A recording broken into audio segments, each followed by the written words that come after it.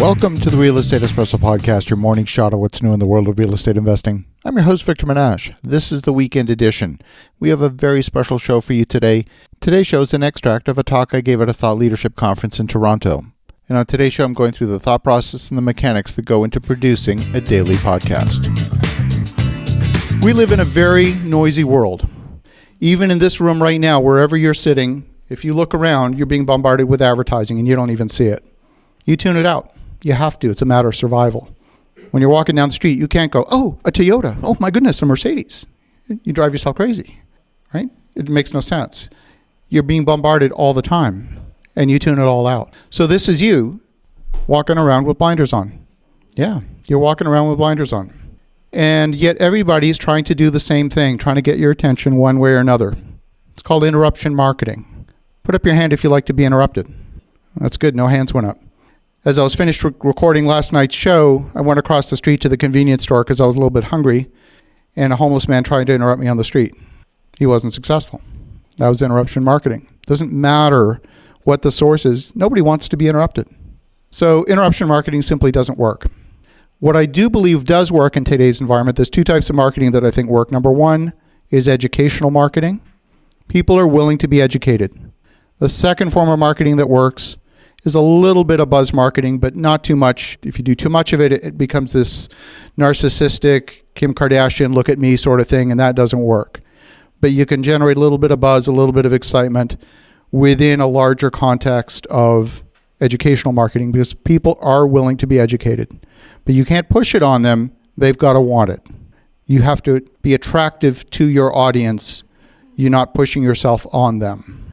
The most precious commodity is not money. Everyone's most precious commodity is time. And as I was designing this show 2 years ago, I was asking a very simple question. What is going to make this show attractive? Why would somebody listen to this show? There's a lot of great shows out there. If you look at most shows today, they're weekly for the most part. They're pretty long. There's a lot of great established shows out there. There's the Real Estate Guys that have been doing it for 22 years. There's the Rich Dad Radio Show with Robert Kiyosaki. Him and his wife Kim have a great show. I've been a guest on their show, which was awesome. There's just a lot of great shows, and that's just in the real estate space. So I'm asking myself the question, if someone's going to listen to me and they already subscribe to shows, who am I going to kick out? Am I going to kick out Oprah? Am I going to kick out Tim Ferriss? Like, who am I going to displace? I'm just trying to be really, really honest with myself. Who am I going to displace? So the idea was to design a show that would compete without competing. So today, I've designed a show that is 7 days a week. I've done 738 episodes without skipping a beat. It doesn't matter where in the world I am. I could be on a sailboat off the coast of France. I will find a cellular data connection to make sure that the show comes out on time. It doesn't matter where in the world I am. The weekday shows are like the one we just recorded, 5 minutes just me. The weekend shows are interviews, 10 to 15 minutes. Again, the focus is on keeping it on that morning shot of what's new in the world of real estate investing. Audience is clear, not rookie investors. We're talking more advanced investors. They might have between 5 and 50 units and they aspire to get to 500 or 5,000. I can help them with that. One of my pet peeves, I can't stand long intro music. It just drives me crazy. You listen to 30 seconds. Okay, come on, get on with it. So many of the shows, 5 minutes of advertising before you even get to the show. I'm conditioned now. I'll get on the Tim Ferriss show. I'll go click, click, click, click, click, click, click to the 5 minute mark, and then I'll start listening. It's just a waste of time. I've heard the Peloton ad a few times now. I know what it's going to say. Today in the United States, there's 85 million listeners. On average, they subscribe to 6 shows and they listen to 5 because that's all they have time for. So if I'm going to be on that list of 6, who am I going to displace? Or how can I get on their list in a way that doesn't compete directly? Now, the feedback I've got from my listeners is they are actually listening to my show ahead of some of the more established shows because they can commit to 5 minutes. They don't know if they can commit to 45 minutes or an hour. So they're listening to my show first. Sometimes they'll binge listen 5 or 6 shows in the car. And I see that in the download metrics. I'll show you the download metrics in a few minutes, and you'll see that as well, because it's not a uniform download pattern day by day. I'm a stickler for audio quality. I have an engineering background. Shows that don't deliver good audio quality I can't listen to, and I believe that most other people can't listen to them either.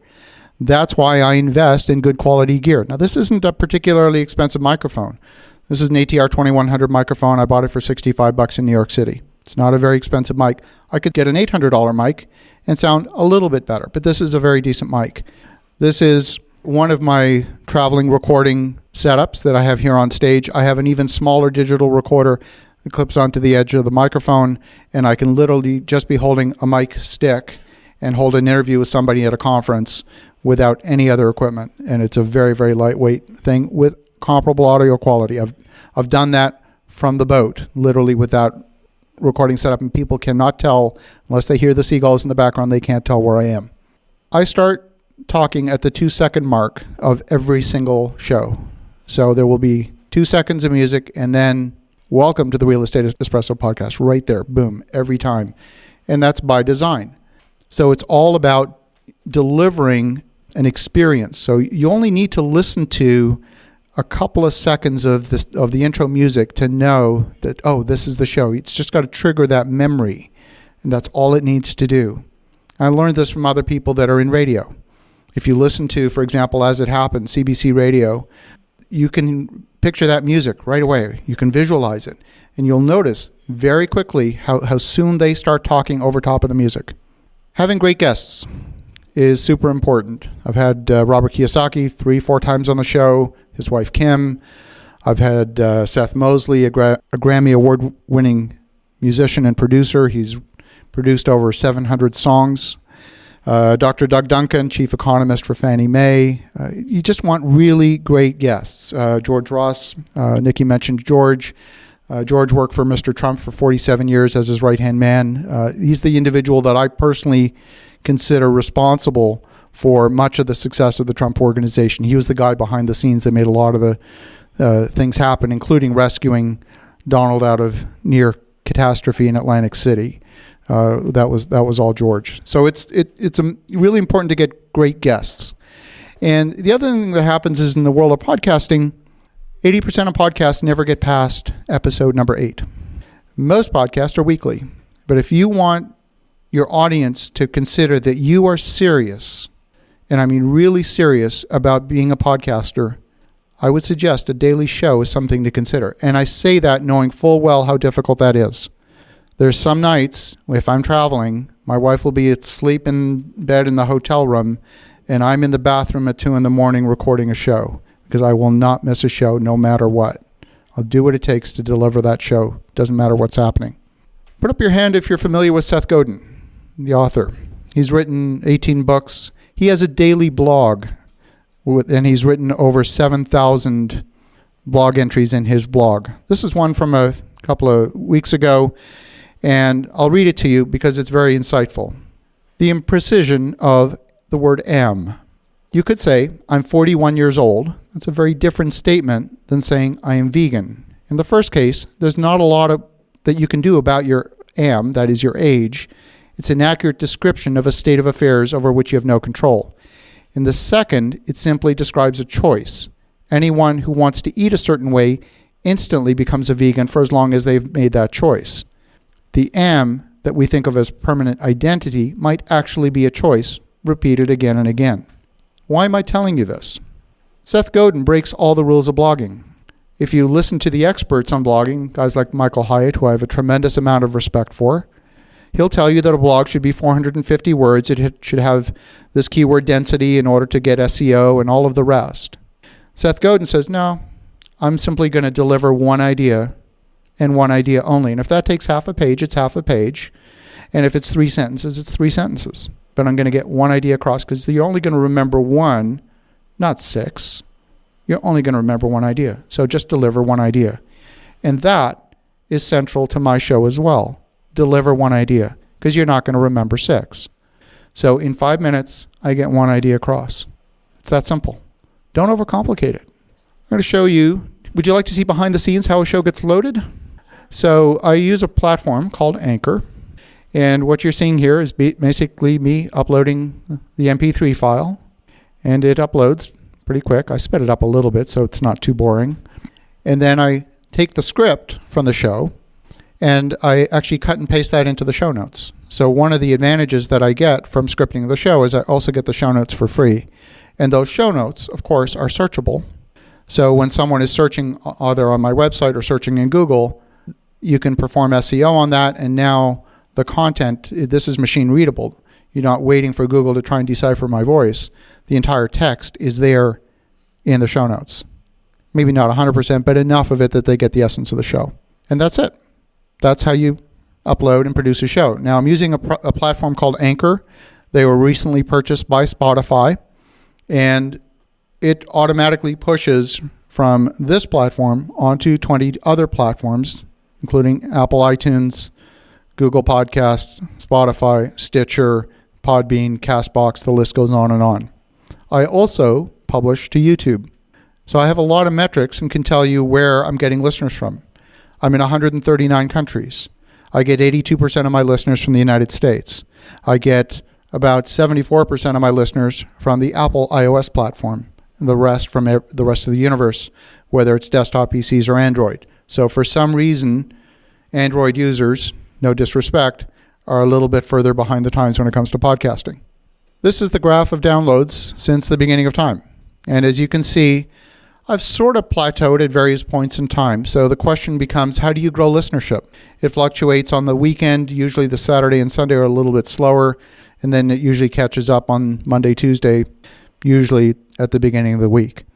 Now, most of the promotion of the show happens through live events, believe it or not. I get known by speaking on stages. I get known by going on other people's podcasts. You notice in August of last year, there was a big jump. I was on somebody's show with a lot of listeners. And so then after that show, they came over to my show. And that's happened a few times, getting on the Rich Dad radio show, getting on the Real Estate Guys radio show, and so on. So getting exposure, getting that publicity is also a way of attracting listeners.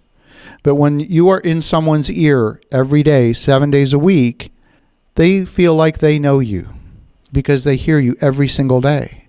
I'll go to a conference and people will walk up to me, and I have folks that have listened to every single episode since the beginning of time, and they will start, oh, on such and such an episode, you said this. And then they'll ask me a question. I'm going, oh shit, what do I do now? Because I don't even remember the episode necessarily, but they know me and I have no idea who they are. But still, it's a good platform from which to develop a relationship. From that relationship, I get people making unsolicited offers to invest in my projects. And I'm not talking $5,000 investments. I'm talking 6 and 7-figure investments. I get people calling me up unsolicited. Would you coach me? That's how you develop thought leadership. I'm not out there selling anything. I'm simply providing education. I'm answering questions. I'm providing a perspective. I'm documenting what is happening in our business. So if I've got a dispute with a contractor, I'll document that. It's a story. When you're producing a daily show, you have a dilemma, let's say, because you want to come up with something fresh every day.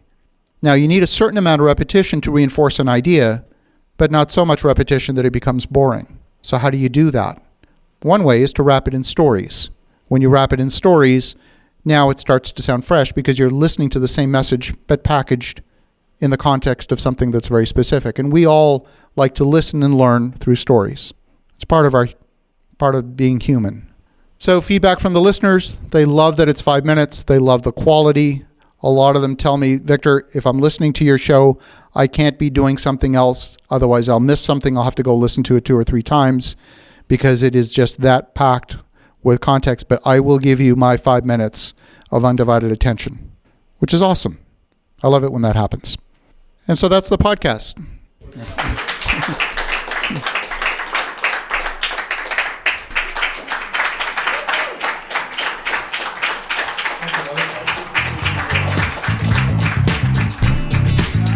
And that, boys and girls, is how you put together a daily show, 7 days a week. If you have your own desires to produce your own show or perhaps be a guest on a podcast, feel free to reach out to me and ask any questions. Have an awesome rest of your weekend. Go make some great things happen. We'll talk to you again tomorrow.